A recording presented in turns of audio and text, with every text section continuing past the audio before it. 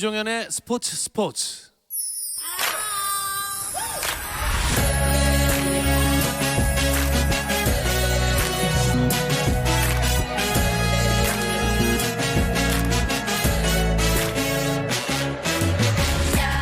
목요일에는 해외 축구 이야기 함께하고 있습니다. 라디오의 발롱도르를 꿈꾸는 이건 김정용의 랄롱도르 시작하겠습니다. 오늘은 이분과 먼저 인사를 나눠야 될 것 같아요. 영국에서 돌아온 우리의 손흥민 전담 마크 매니저 이건 기자가 나오셨습니다. 안녕하세요. 네, 안녕하세요. 이건입니다. 손흥민 선수 지금 해병대에서 열심히 훈련받고 있잖아요. 예. 그것도 어떻게 전담 마크를 해보려고 네, 그래서 네. 한국까지 날아왔습니다. 그러다가 여기까지 나와주셔서 감사드리고요. 또 풋볼리스트 김정용 기자 와서 인사 나누겠습니다. 안녕하세요. 안녕하세요. 김정용입니다. 두 분이 직접 얼굴을 이렇게 보고서 얘기하는 건 진짜 오랜만 아닌가요? 네, 약간 지금 거의 영국 비정상, 영국 사람 보는 느낌. 그 프로그램에 나오신 영국분 보는 느낌. 한국말 잘하는 네, 영국인. 네. 네, 안녕하세요. 이건입니다. 네, 이걸 받으시네요. 네. 좋습니다. 오늘 같이 보고 하니까 더 딜레이도 없으니까 재밌게 할 수 있겠네요. 그런데 일단 자가격리를 마치고 음성 판정까지 받으셨으니까 여기 나오신 거죠? 네, 그렇습니다. 음성 판정을 받지 않고 양성 판정을 받았으면 아마 자가격리 시작하자마자 바로 이렇게 병원을 갔을 건데 예. 다행히 음성 판정을 받고 건강한 상태에서 지금 스포츠와 함께하게 됐습니다.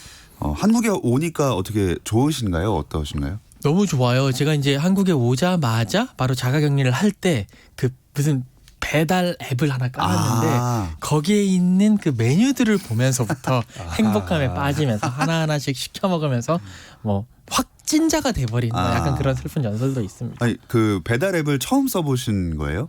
거의 예전에 쓰긴 썼는데 네. 본격적으로 쓴 게 많이 달라졌죠. 네, 많이 달라져가지고 그렇죠. 너무 행복했습니다. 요새는 굉장히 잘 되는 그런 앱입니다. 어쨌든 이건 기자가 사실 그래도 영국으로 빨리 돌아가서 유럽 축구 이야기를 들려주시는 게 제일 좋은 상황이지만 잘 안 되는 분위기입니다. 시즌이 조기 종료되는 리그들이 하나둘씩 나오고 있죠. 네, 벨기에, 네덜란드 순서로 리그 종료를 이미 선언한 바가 있는데요. 이번 주에도 현지 시간 화요일에 프랑스 리그가 종료됐습니다. 프랑스 리그는 흔히 그 유럽 5대 리그라고 할 때 그중 말석 정도에 들어가는 리그이기 때문에 그동안 종료된 리그 중에서는 제일 빅리그라고 할 수 있고요. 자연스럽게 뭐 황의조, 석현준 선수의 시즌도 끝났다고 보시면 되겠고, 다만 이 과정이 매끄럽진 않았던 게 에드와르 필리프 총리가 네. 일방적으로 그 의회 하원에서 시즌 종료를 일방적으로 선언했어요. 그래서 그 프랑스 축구협회와 리그 측은 약간 부랴부랴 네. 정부에서 그렇게 하라고 하니까 우리도 빨리 의견을 모아서 우리의 그 좀 리그 종료 의사를 확실히 밝히겠다 이렇게 대응을 하고 있습니다. 그러면 리그왕 우승팀은 어떻게 정해지나요? 네, 그게 확정된 게 없습니다만 최종 순위 결정을 어떻게 할지가 이후에 뭐 만약에 다른 리그들도 중간에 종료를 하게 된다면 영향을 많이 미칠 것 같습니다. 현재 1위는 파리 생제르맹인데 잉글랜드의 리버풀처럼 큰 차이를 벌려둔 상태라서 우승을 받든 못 받든 둘 다 논란이 될 것 같고요. 또 챔피언스리그 참가 여부, 그리고 또 파리 생제르맹은 챔피언스리그 지금 진행 중인 19-20 시즌에 참여 중이기 때문에 그 프랑스 내 홈 경기를 못 하게 될 경우에는 기권을 해야 하는지 아니면 홈 경기를 다 원정으로 돌려서 진행을 할 수 있는 건지 이렇게 결정할 게 많이 남아 있습니다. 네, 전에 유럽 축구 연맹이 대회를 조기 종료했을 시에 다음 시즌 챔피언스리그랑 유로파리그 출전 자격이 19-20 시즌 성적을 바탕으로 부여하기로 했는데 저는 개인적으로는 딱 그 사이에 걸쳐 있는 그 팀 있잖아요. 제일 좀 불만이 있을 수 있을 것 같아요. 그렇죠. 뭐 이제 유럽 축구 연맹이 그때 뭐 그런 얘기가 있었어요. 그러니까 예전에 뭐 UEFA 개수 비슷하게 해가지고 네네. 그걸로 선발하겠다라고 했는데 그때 이제 지금 프리미어리그 같은 경우에는 아스널이라든지 뭐 이런 팀이 꿈을 꿨었죠. 아스널이 지금 9위거든요. 근데 아스널은 그러면 챔피언스리그에 나갈 수 있고 뭐 이런 식의 얘기가 있었는데 결국 UEFA에서 그렇지 않고 그냥 지금 성적대로 가겠다고 정리를 해줬기 때문에 아스널의 그 부풀었던 꿈은 산산조각이 나게 됐고요. 이제 지금 문제는 뭐 말씀하신 대로 첼시가 4등인데 5등이 지금 맨체스터 유나이티드거든요. 약간 승점 3점 차인데 한 9경기 정도 남았는데 그 9경기의 승점 3점이면 충분히 뒤엎을 수 있는 그런 경기인데 그런 기회를 못 갖고 누구는 챔피언스 리그로 가고 누구는 유로파 리그로 가고 그런 상황이 되기 때문에 조금 지금 현 상황이라면 맨유라든지 아니면 뭐 7, 8위 뭐 토트넘이라든지 네. 뭐 셰필드 유나이티드라든지 이런 팀들이 조금 속이 쓰릴 수도 있다라는 그런 생각도 드네요. 네, 뭐 영국뿐만이 아니라 다른 리그들도 다 마찬가지의 상황일 것 같은데요.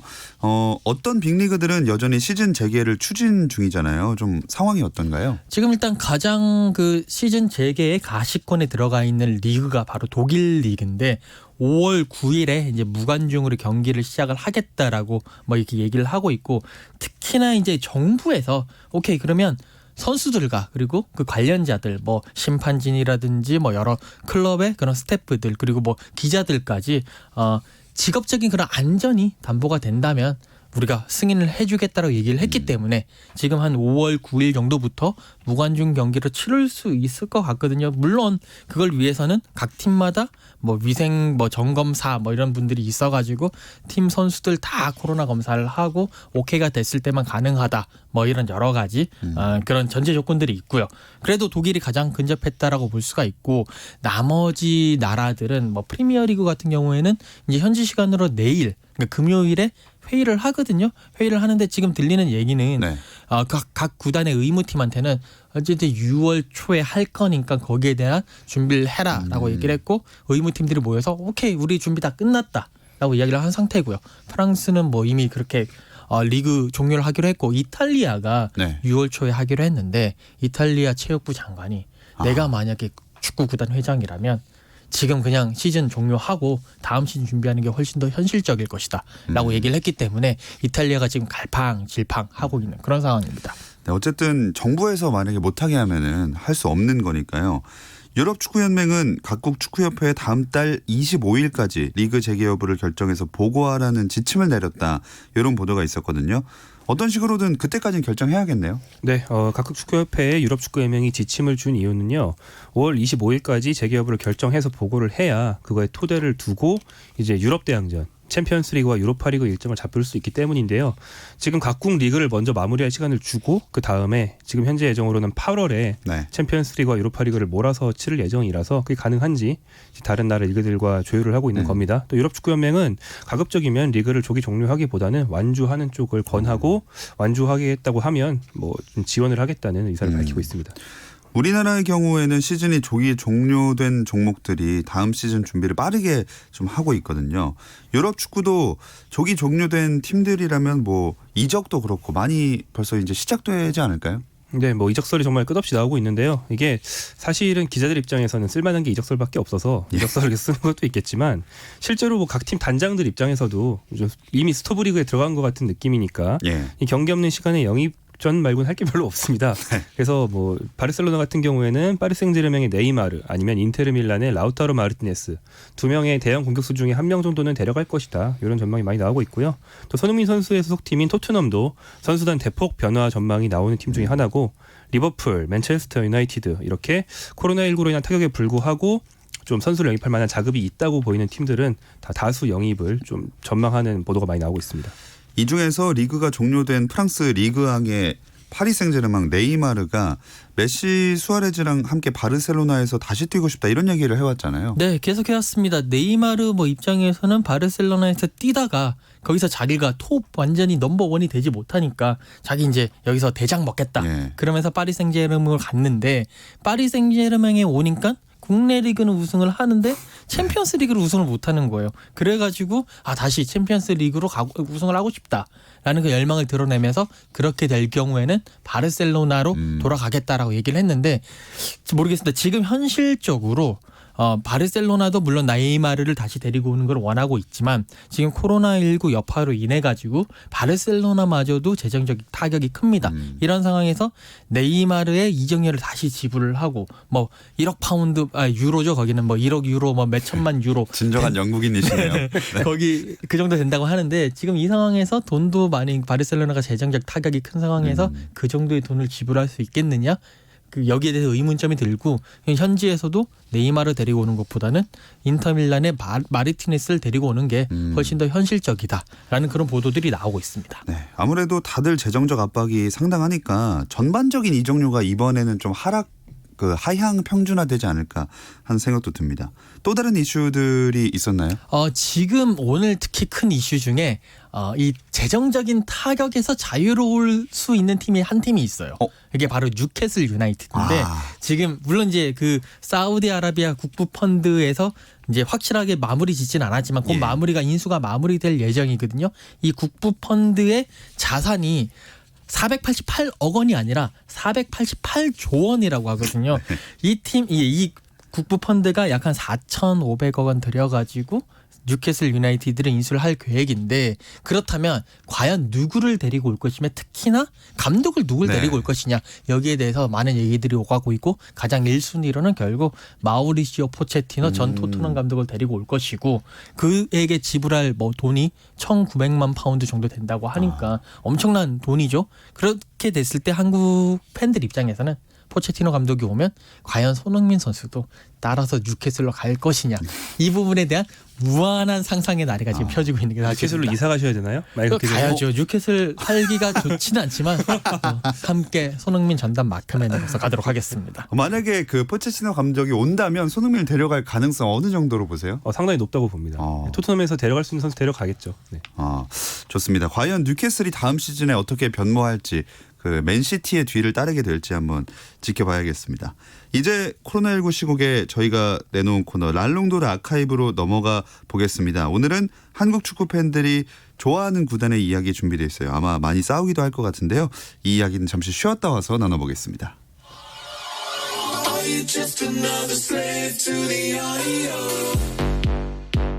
국내 유일 스포츠 매거진 라디오 김종현의 스포츠. 해외 축구 이야기를 나누는 라디오의 발롱도르 이건 김정용의 랄롱도르 함께하고 계시고요. 한국 축구사에 저장된 유럽 축구 이야기들을 꺼내보는 랄롱도르 아카이브로 이어가 보겠습니다.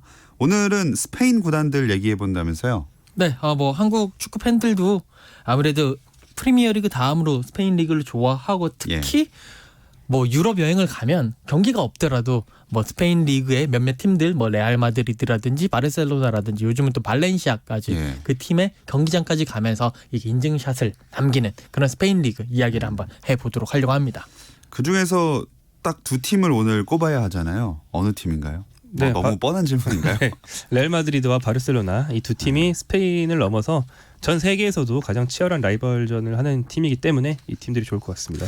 아마 많은 분들이 지금은 이루어지지 않고 있지만 메시 대 호날두의 대결을 많이 떠올리실 것 같아요. 네, 뭐 메시와 호날두, 바르셀로나와 그리고 레알 마드리드를 대표하는 최근에 가장 대표하는 선수라고 할 수가 있는데 뭐 메시는 바르셀로나에서 2004년도부터 이제 프로 데뷔를 해가지고 물론 그 이전에 유스팀을 뛰었습니다만 그때부터 데뷔를 했고 호날두 선수는 뭐 포르투갈에 뛰다가 그다음에 맨유로 갔다가 2009년도에 이제 레알 마드리드로 넘어가서 9시즌 동안 대결을 했는데요.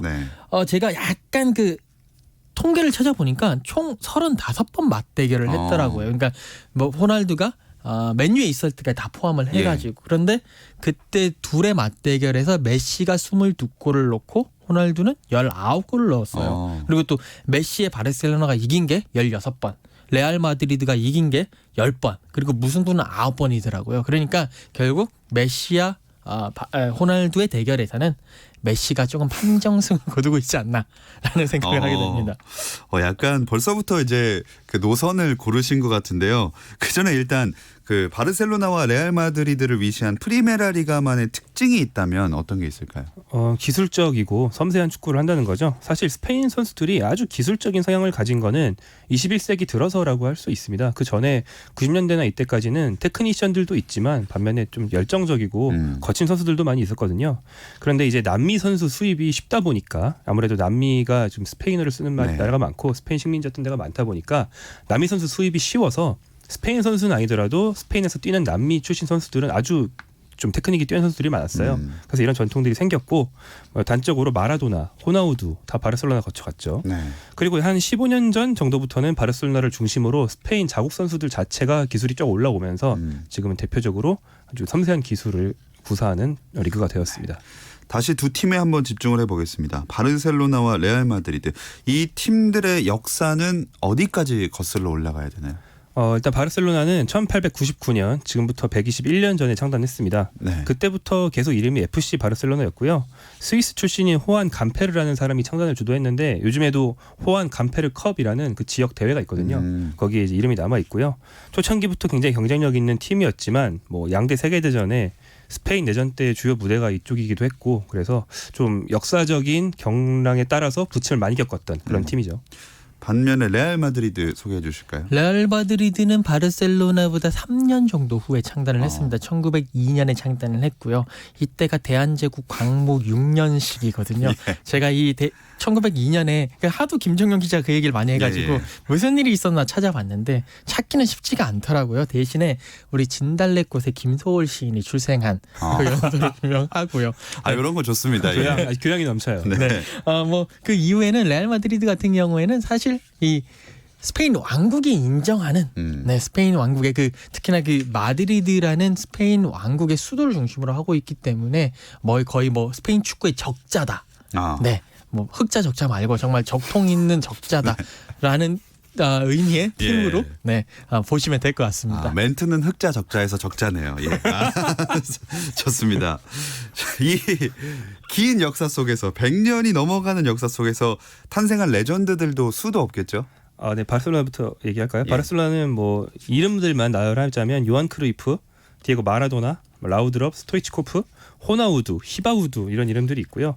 바르셀로나를 거쳐서 레알로 갔던 루이스 피구, 루이스 엘리케도 있고 재밌는 사람 한 명 잘 모르실 만한 분을 소개해드리자면 파울리뉴 알칸타라라고 1920년대 바르셀로나 레전드가 있는데 이분이 필리핀계 스페인이라서 유럽 축구에서 최초로 성공한 아시아인이 있습니다. 1920년대예요. 근데 이제 골을 400골 가까이 넣어서 메시 이전에 바르셀로나 역사상 최다 득점자였습니다. 그런 사람이 필리핀계라는 좀 재미있는 사실이 있습니다.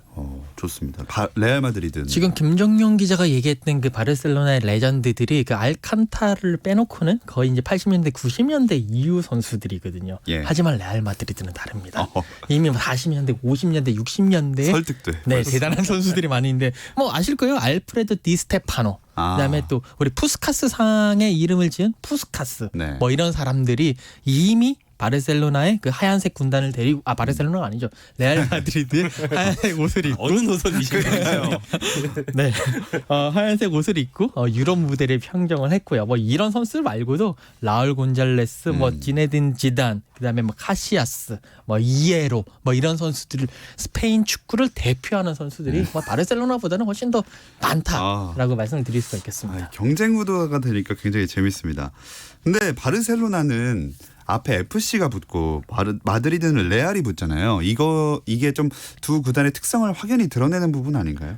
네. 스페인은 지역마다 말이 다른데 그 FC라는 말 자체가 우리가 흔히 말하는 스페인어에서는 이런 말을 안 씁니다. CF로 쓰거든요.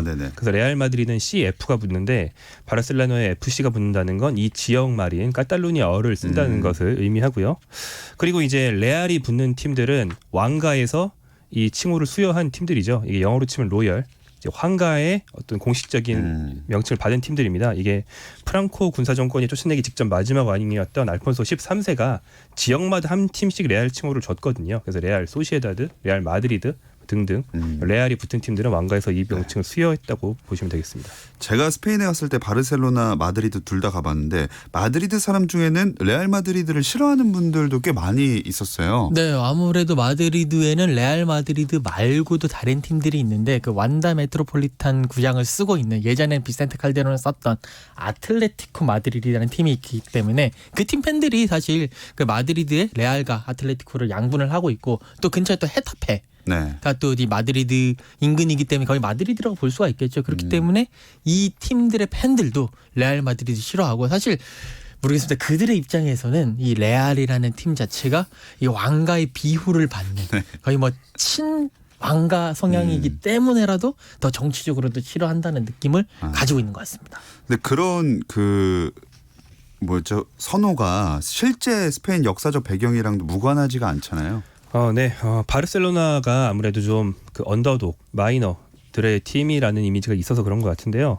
1930년대부터 바르셀로나가 지금처럼 카탈루니아 지역을 대표하는 팀으로 발전을 했습니다.